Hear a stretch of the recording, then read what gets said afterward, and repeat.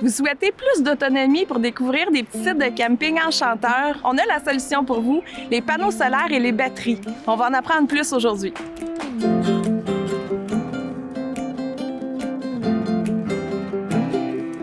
Aujourd'hui, on est avec Mélanie de Batterie Expert, qui est ici pour nous parler des panneaux solaires et des batteries. La première question qu'on a envie d'y poser aujourd'hui, c'est qu'est-ce qu'on peut brancher sur un panneau solaire?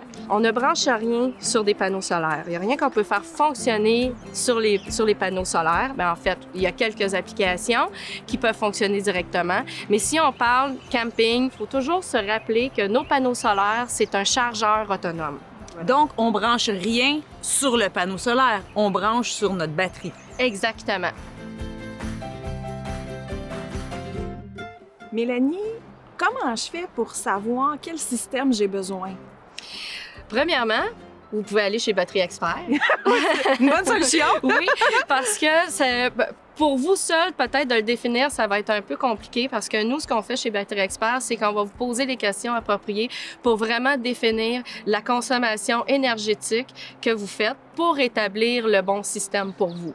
Comme notre collègue Mathieu ici, qui lui a une machine pour respirer la nuit, donc un CPAP. C'est un appareil qui est plus énergivore, donc je dois calculer combien cet appareil-là consomme avec la pression qui est enregistrée dans sa machine pour être capable de déterminer son banc de batterie et ensuite on va déterminer le chargeur, qui sont nos panneaux solaires, pour bien subvenir à la recharge de notre banque d'énergie.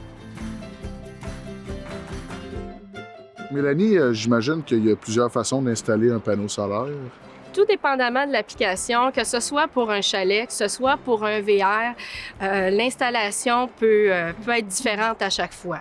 Donc, si le VR a des extensions extérieures là, pour allonger, ce qui est le plus ardu, c'est vraiment d'aller installer le fil de connexion entre nos panneaux solaires jusqu'au régulateur qu'on voit ici au milieu.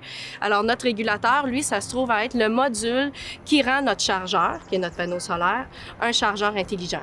Fait que lui, il vient faire tous les algorithmes pour bien donner à la batterie l'énergie nécessaire qui est produite par le panneau solaire. Si vous allez chez Batterie Expert, on peut vous guider comment faire votre installation vous-même et vraiment, là, soyez ouvert avec votre expert puis dites, écoutez, moi, je veux savoir comment le faire moi-même.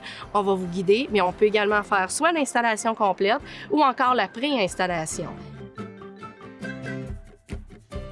Mélanie, on a parlé de panneaux solaires, puis ce que j'ai compris, en fait, c'est que le panneau solaire sert à recharger ma batterie. Exact. Les batteries, Oui. qu'est-ce qui existe sur le marché? Comment ça fonctionne? Là, c'est sûr, on se fait souvent poser la question, là, ces temps-ci, avec les batteries au lithium qui deviennent de plus en plus populaires. Donc, oui, on commence, même chez Batterie Expert, on a de la batterie au lithium qui est disponible. Mais il faut que vous sachiez que le coût associé à la batterie au lithium est largement plus élevé que nos batteries traditionnelles. La beauté de la batterie au lithium, c'est son pouvoir de recharge rapide et puis le nombre de cycles qu'elle va faire. OK. Sinon, on va avec la batterie traditionnelle que j'ai ici juste en avant. La batterie traditionnelle, on l'appelle batterie à décharge profonde. Il faut éviter de profondément décharger une batterie à décharge profonde. Okay. Il faut toujours respecter 50% de décharge sur une batterie. Après ça, on a notre type AGM qui est juste ici. Vous voyez, je l'ai amené pour qu'on voit bien la conception. Ça a l'air d'être une grosse éponge. L'électrolyte est absorbé dans ces buveurs en fibre de verre-là.